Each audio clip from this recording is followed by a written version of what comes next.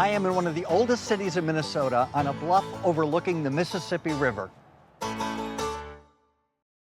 We thank the underwriters of John McGivern's Main Streets because without them, we couldn't make this show. The Wisconsin Northwoods are calling. One word, one place. Minocqua. My father taught me that to make great bakery, you have to do it the right way. O&H Danish Bakery, where Krueger traditions begin. There's always something shining bright in Sun Prairie, Wisconsin.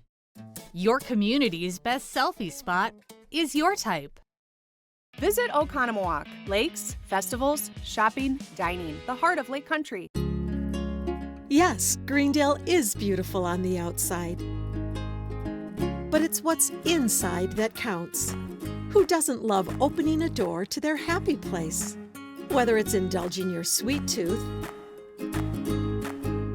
winding down, or exploring your creative side. Come on in.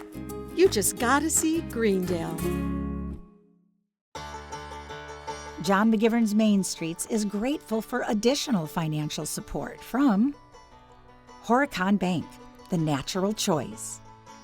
West Bend Insurance Company, the silver lining. Our nonprofit, the Friends of Main Streets. And from the Friends of PBS Wisconsin. Thanks, underwriters.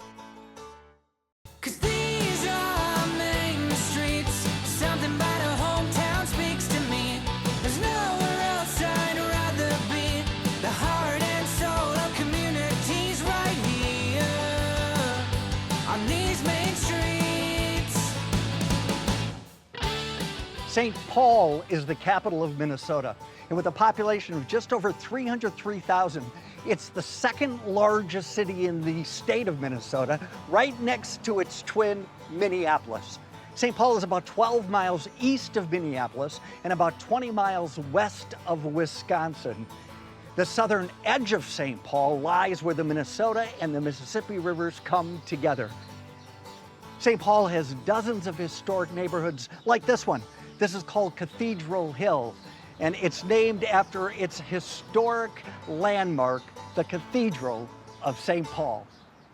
Emmy, we are in St. Paul, one of the Twin Cities. So as our historian, which of the Twin Cities is the oldest? The oldest is St. Paul. And when did St. Paul actually become a city? 1854, but it had been put on the map thanks to a gentleman named Pierre Pig's Eye Perrant, who was a fur trader, but then turned into a bootlegger. But people called it Pig's Eye. Wow, I think St. Paul is much more appropriate than Pig's Eye. And a Catholic priest agreed. He named the city St. Paul after a chapel that he had just built. Who lived here? Well, look at these places. We're talking like the wealthiest early business owners. They built these beautiful, large, extravagant homes and buildings. Yeah. But what's nice is they're still here. We should explore all of this. Yes, house Do you have a hunts? realtor? I don't. Let's Do you? get a house. Come on, let's go look at. Yes. Do you remember that old TV show, Lifestyles of the Rich and Famous? If that had been going on in the 19th century, this would have been the backdrop. Summit Avenue. This is the longest avenue of Victorian homes in the United States. They were all built before the Great Depression. Then some were left vacant, some were turned into rooming houses, and then, of course, restoration of this historic neighborhood began in the 1960s. 373 of the original 440 homes, historical homes on Summit Avenue, are still standing. What a beautiful home. When was this built, and why is it so big? It's so big. So it was built in 1888 and completed in 1891 by James and Mary Hill. And part of the reason why it's so big is because they had the money to do it. And he made his money how? The railroad builds a transcontinental railroad, not the first, but a very successful one. He was married to Mary Hill. Yeah, and had how many kids? They had 10. Why didn't the kids keep this house? That's a great question. Realistically, they all had their own lives, and so they didn't really need the space. And then it was donated to the Archdiocese after that. Oh, is that right? The Catholic Church got it? Correct. And now it's a state historical place. We are in the art gallery of the James J. Hill House, complete with a custom organ. It would scream that this is a house with some money. With a little bit of money. Yeah. We have different events and rentals that happen. We have tours and school tours of all different kinds. So this is quite the dining room. It is, isn't it? Right. The ceiling is what? It's 24 karat gold leaf. Welcome to the basement. And what was down here? This is where the staff were primarily working. So you have the servants' dining room, we have a wine cellar. The kitchen. The kitchen. This is very Downton Abbey, you know. It is. It's St. Paul's Downton Abbey. Yeah. This was the ballroom. Yeah. It's gorgeous space. And if somebody were to come in and break in, the current would be broken here and it would wake you up in the middle of the night. Somebody's in 18! So great. And how all of the woodwork all over this house just looks terrific. It's been really well preserved. They sure lived differently, didn't they? They definitely did. This is the Louis Hill house, and this is Nancy Nicholson. How are you? I'm good, thank you. Because this is not the Louis Hill house anymore, is it? No, it's Dick and Nancy's house. That's what it is. And half of this is the original house, Correct. right? And do you ever fill the table? Oh, honey, yes. All the leaves are in. It seats 22. 22. We don't have any secret passage. How many years later did they add on to the house? But 10 years later, we have the good old safe, and Louis Hill has just become president of the Great Northern Railroad, which James J. Hill started. So this is what's precious to Nancy. This is my solarium, and it's a little bit of Florida here in St. Paul. It was built the same time the house was? Yes, 1902.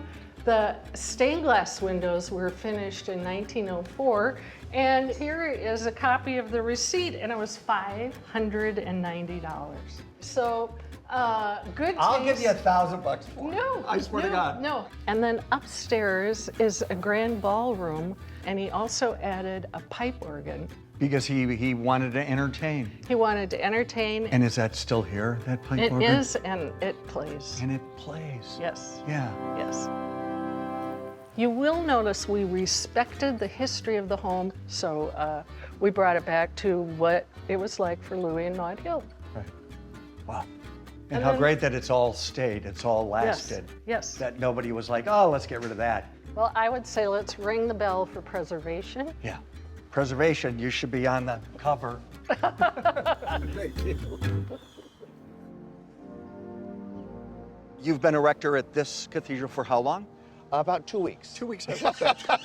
Summer like spring. I've heard the story that you were here before. I was here before. How long ago was that? That was 12 years ago. Oh, good. I'm my own predecessor and my own successor. That's right? so nice. How long have you been a priest? 26 years. And did you seminary in St. Paul? No, in Rome. In Rome. So I think the reason they gave me a big old stone church is they knew I'd spent a decade of my life living around big old stone churches. You knew what it felt like, Yes, didn't it? yes. It is a functioning parish community, as well as the mother church of the diocese, as well as a national shrine, as well as a civic monument, deeply cherished part of the history of this community. When was the first brick laid on this building? 1906, they started digging the hole. When were the doors open? Well, so 1915 for Palm Sunday was the first Mass. Yeah. And St. Paul was largely the immigrants who were German and a lot of Irish and French and Italian and Eastern European. So part of our cathedral is actually dedicated to those immigrant groups that came. If we're comparing domes, this and the Capitol, which one's bigger? There's no comparison. There isn't. This is much bigger. So it's the 6th largest dome in America. It's so well done, isn't it? It is. Let's talk about these 4 pillars. So the pillars of the church support the weight of the dome. And then in them we put the statues of the 4 gospel writers, the evangelists, Matthew, Mark, Luke, and John. Because those gospels tell us the life and teaching of Jesus. Those are the pillars of our faith. And then this, of course, is the chair, the cathedra. That gives its status as cathedral rather than just a parish church. Yeah. Can we talk about cost? I know that my father would say, what did you ask him? It's hard to get a total for how much it cost because it was built in phases. But sometimes people say to me, why, spend all of this money on it? It was because they wanted to do something beautiful, But this became a place where everyone could come and be touched by that beauty. Yeah. And all beauty, whether it's the beauty of nature or the beauty of art, reminds us of the beauty of God. Yeah, nice. St. Paul is the birthplace of the author F. Scott Fitzgerald. We know his work, The Great Gatsby. He was born on the 2nd floor of this house. His family moved to Buffalo, but they couldn't stay away from St. Paul. They moved back, and they moved into this house on Summit Avenue. After a stint in the Army and after suffering a broken-hearted relationship, Fitzgerald moved back in with his family here in St. Paul. And because of that heartbreak, he wrote his first novel, This Side of Paradise. If you don't know that, pick it up. I think it's better than The Great Gatsby, I really do. Now, it's early work, but after that. We are sitting at the bar at W.A. Frost. How are you, sir? Very good, John, very good. Let's talk about your work. Let's talk about how people know you. Well, for most of my career, which has spanned now better than a quarter of a century of publication, I've been best known as the author of the, I love saying this, New York Times best-selling Cork O'Connor Mystery Series. Congratulations. Isn't that great to say? Yeah, I love saying it, love saying it. Good for you. You know, 21 that's quite a series. If you'd asked me a quarter of a century ago, are there going to be 21 books in your series? I'd have said you were nuts. Yeah. Yeah. If you've been writing as long as I have, you hope that you get a following, and I have a really, really nice following now. And most of the action takes place in the state of Minnesota, yes? Absolutely. They are Minnesota-centric stories. Yeah. Is there a schedule that you keep every day writing? 7 days a week. I'm up before 6 o'clock. I write for 2 to 3 hours, and that's when I do all my creative work. I got that from Hemingway, who loved nothing better than rising at first light every day and spending the first 2 hours writing. He thought it was the most creative time of the day. It has worked. Yeah. Were you raised in this city, in this area? No, I'm not native to St. Paul. You weren't, but this is home now. This is 40 years later. It's been home for 40 years, and I think of every book that I write as kind of a valentine to this adopted home of mine. I want readers to fall in love with Minnesota the way I love it. Yeah. Thanks for talking to me. Thanks, John. Pleasure. Thanks. There is a cartoonist who created cartoon characters that everybody knows and loves. Who is this beloved cartoonist who was raised in St. Paul and inspired by this city? Look who I found, Linus and Sally, and their creator, Charles Schulz, well, he grew up right here in St. Paul. Of course, Snoopy is everybody's favorite. Good boy. The first comic was published back in 1950. Oh, Lucy, it'll never happen. Fast forward 75 years later, and all of these characters are still so loved. Look at this amazing spaghetti hair. So this is your coffee shop. It is. It's called Nina's Coffee. Nina is part of the history of this neighborhood. And what Yes. did Nina do in this neighborhood? Nina was a madam, A madam. back in the John Dillinger days. She owned a brothel. This was the Angus Hotel. And so people think that it was Nina's brothel, but that's not true. That was downtown St. Paul. So I decided to keep the name. And how long ago was that? 20 years ago. So It'll you've be owned 20 this in coffee February. shop for 20 years? 20 years. Can we talk about this neighborhood? It's an incredibly diverse neighborhood, which makes it very appealing to me, and that's one of the reasons I wanted to be here on this corner. Yeah. It's a neighborhood cafe. And this building, what's the history of this building? If you look from the outside, you'll notice it's one big brownstone with 40 condos above. It's great. So pretty. Is there a reason for her to be here? No, Spot? she came with the spot. Now she's iconic here. Yeah. Absolutely. This is called the Crow's Nest. Yeah. People come here at 6:30 in the morning so that they can get that spot. From the perch, you can hear and see everything. Doing it, Madam Nina. Which is what? It's a latte with honey and cinnamon. Tap it down. It seems second nature to you. I'll see if I can make it nice and pretty. Good. What's the trick to that? Years of practice. Look at that. The people behind the counter, they build relationships with people. And remember, it's about community first, coffee Yeah. second. So are you a good barista? No, I'm horrible. You. June, to Nina's. This is delicious. Is it good?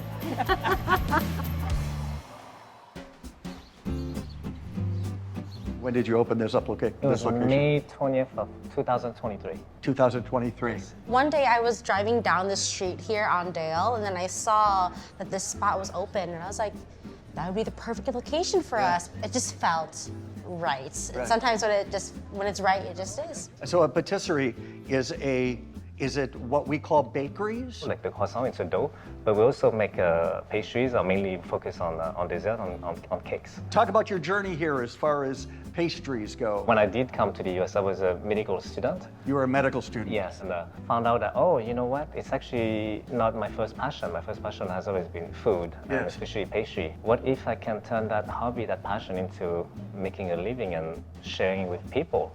We did good. Awesome. I encouraged Marc to follow his passions and dreams. Also, selfishly, I just like to eat good food. So I wanted to eat everything that he A good made. croissant? Come on. Yeah, but I could have never imagined this would have been our life, but I'm really happy. And just every day I'm just shocked and amazed that this is like the life that we've been able to create together. Congratulations. I always joke around that I get to do the fun part, which is just 1% of the business, making the goods, and my wife, Garçon, just takes care of everything else. I just can't wait to share more of Marc's talents with like everybody in our community. It's always a joyful to be sharing your passion with other people too. I mean, it's food. Anybody needs to eat, and anybody deserves like a good treat. Okay. So we have, every time we make something, we have to be mindful of that, and we have to make sure that it's affordable to the most of our people. I'm just really happy that people want to use our desserts as a point of celebration. I love St. Paul, I love Minneapolis, I love Minnesota. That's delicious. My Lord. I love America. Okay. But you should. Yeah. We had a restaurant called Moscow on the Hill. I love the story. How did this place begin? It began as a French restaurant called Quail on a Hill, and we bought it in 1994. Okay. Where were you before 1994? We came in 1992 from Moscow, so we're family from Moscow. Yeah, we didn't have any cooking education. Restaurant was not your background in Moscow. What did you do in Moscow? I'm a neurologist. You're a neurologist. Yes. Is the restaurant work is a little different than Just than a brain little. science, isn't it? Just a little, but you have to do the effort to comfort your customer, which is a really hard brain job. I bet it is. Yeah. Yes. Did you have recipes in your pocket that you were like, this is what I want to serve this community? Traditional Russian cuisine that would be good for people of the Midwest, right? And Russian food is similar to German cuisine. Polish cuisine, meat, potatoes, cheese, cabbage, and we incorporate all those things. And is there a big Russian community in the Twin Cities? I'd say about 60 to 70,000, but our customers are good old-fashioned Midwestern people. This is downtown Cathedral Hill neighborhood. Yes. What was it like when you came? It's changed dramatically through the years. So and for the better. Absolutely. So Truly. Now it's a destination. Russia is known for their vodka. Nobody's gonna have more vodka than us, maybe in the Midwest. This is our horseradish vodka. And this is really your recipe? This is my father's recipe. Your father's recipe? My father's recipe, yep, yep. So people love your patio. It's not on the street, so not everybody sees it, but that's also one of its charms. The salad known everywhere in Europe. It's called salad Olivier. And usually the salad served on December 31st, the biggest holiday during the year. Yeah. Do you have it every New Year's Eve? Absolutely. You do? Everybody Along has with it. what? Vodka. You can see green peas. Green peas? Yeah, you can see carrots. Yep. You can see pickled. Sure. You can see ham. In our case, it's a ham. Yeah. You can have- join me if you Can like. I? Yes, Thank you. please. Very good. It's lovely. Thank you so much. You're more than Thank welcome. you for sharing Thank it. you so much. Yes. Sure. Congratulations on 30 years in this business. The American dream. You know, it says it all, doesn't it? Yes. One of the things I love most about the Midwest is it seems like every town has their own unique summer festival. Well, here in this St. Paul neighborhood, that festival is Rondo Days, and it happens every year the third Saturday in July. The Rondo neighborhood forever changed back in the 60s when the interstate was put in and split the community in two. So the geography of the neighborhood has changed, but the heart is still right here. This is your shop? Whose idea was this? Actually, my husband's idea. One day he said, how about we open up an ice cream shop? And I was like, oh, that's a good idea. Whatever he wants is what I want, so. Is that true? Pretty much. Okay, good. It's good to know. So it's not just ice cream, right? We're called Scoop Eatery, so we Okay. have a hot food menu. We take pride in our food also. And who doesn't like ice cream, right? Everybody likes ice cream. They do. So little kids all the way up to grandparents. Right. And everybody in between. Is there an ice cream flavor that the kids really love? Oh my goodness. What is it? Superman. Superman. Do you know this neighborhood? I grew up in this neighborhood. This is your neighborhood. This is my neighborhood. This is where we grew up, and this was our stomping ground. So now it's our ice cream shop. So, yeah. You're at a great corner too, aren't you? We are. Like you can't miss the place. Yeah, great location. Yeah. Talk about the Yeah. two scoops for Yeah. kids. So when parents come in sometime when they don't have enough money to get all their children ice cream, we tell them no worries about it. We have a foundation here that's called Two Scoop for Kids. No kid will go without an ice cream cone. We make sure they don't go. No kid will walk out of Two Scoop Ice Cream Eatery crying because they don't have ice cream. No way. What's this? So this is our cream of the crop. Every single one of these athletes has played a role in our lives. These are friends, family members, people that I may have coached or trained, maybe Cream a of little the bit crop. more. Cream of the crop. Which one would you like today? I want the homemade waffle cone. Homemade waffle cone it is. And then we've got our 18 flavors to choose from. And then we've even got some vegan options and some non-dairy options for people. Yeah, not really interested. Munchie You're gonna Madness. try Munchie Madness? Yeah. All right, you're gonna love it. Now that's a good looking cone right there, isn't That it? is a waffle cone. I've been looking forward to this for 2 days. Hey, absolutely. Here we go. Welcome to Two Scoops. I hope you're not on a diet. You know you're embarrassed, man. Oh, Because yeah, a thank quarter ice cream shop? Come on. Yeah. St. Paul is home to a minor league baseball team called the St. Paul Saints. It's an out-of-the-box name, isn't it? Yeah. There's a comedic actor who was part owner of that team for many years. Who was that comedic actor? Here's a good hint for you. Groundhog Day. Actor Bill Murray founded and was part owner of the St. Paul Saints for 20 years until it sold in 2023. Now, this is what's cool. It's not like he's from here. He didn't grow up here. He grew up in Illinois. But he thinks St. Paul is pretty cool. We're at the St. Paul Curling Club with the general manager, Scott Clausen. How are you, sir? Pleasure to meet you, John. Good to see you. Let's talk about the history of this club. When did the doors of this club open? 1912. We only had 6 sheets of ice back then, and then we added 2 more sheets. There are a few clubs that have 8 sheets, but 8 is the most in the United States. So the sport of curling consists of what? Curling is basically sliding a 40-pound piece of granite 100-plus feet down the ice to a target, and each player throws 2 rocks. Closest rocks to the center, score. Who's the guy with the broom? Typically, there's 2 guys sweeping. When one guy is throwing, and the sweeping helps the rock to go straighter and further. Yell at him. Yell at him. Yes! Farther! So now they call that a hog. That's a hog! Didn't get over that line. And do anybody ever start at my age, which is old? Yep, we have juniors probably from ages 5 all the way up to 90. Okay. So it's a lifelong sport. Give it a go. Just let it go before the hog line. Oh. Now twist. Nice. Now that's... Nice. Goliath throw. It was too much, wasn't it? Well, I think that's why I went sprinting down the ice. So we'll judge how you do it. All right. Buckle up, boys. Here we go. Wave hard, come on. Let's try it. Go. Come on, you big hog! Oh my God. It's a little hog! So if I started today, how long would it take me for somebody to be like, hey, why don't you be on my team? But we'd have to see how good you are to begin with. Nice. Sit down. Beautiful. You got it! Name winner! Buzzer beater! That was good! You did it! Oh my God. You did it! Look at going. Is there a trophy? All right, these guys are awesome. Hey, good job. Good job!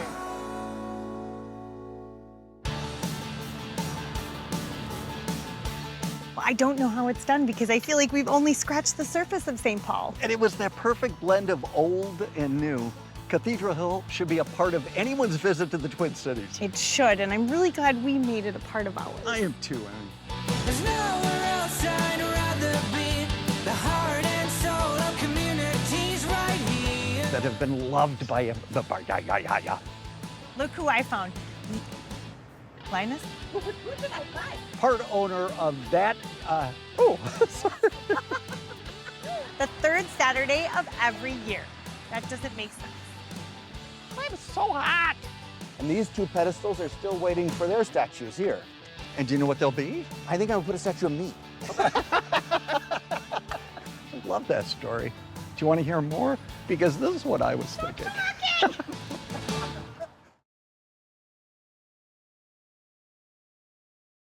We thank the underwriters of John McGivern's Main Streets because without them, we couldn't make this show. The Wisconsin Northwoods are calling. One word, one place. Minocqua. My father taught me that to make great bakery, you have to do it the right way. O&H Danish Bakery, where Kringle traditions begin. There's always something shining bright in Sun Prairie, Wisconsin. Your community's best selfie spot is your type. Visit Oconomowoc. Lakes, festivals, shopping, dining. The heart of Lake Country. Yes, Greendale is beautiful on the outside. But it's what's inside that counts. Who doesn't love opening a door to their happy place? Whether it's indulging your sweet tooth, winding down, or exploring your creative side. Come on in. You just gotta see Greendale. John McGivern's Main Streets is grateful for additional financial support from Horicon Bank, the natural choice. West Bend Insurance Company, the silver lining. Our nonprofit, the Friends of Main Streets. And from the Friends of PBS Wisconsin. Thanks, underwriters. To Lois? To Lois. I'm always happy to sign for a fan, but I have to warn you, I do charge for this. I'll tell her.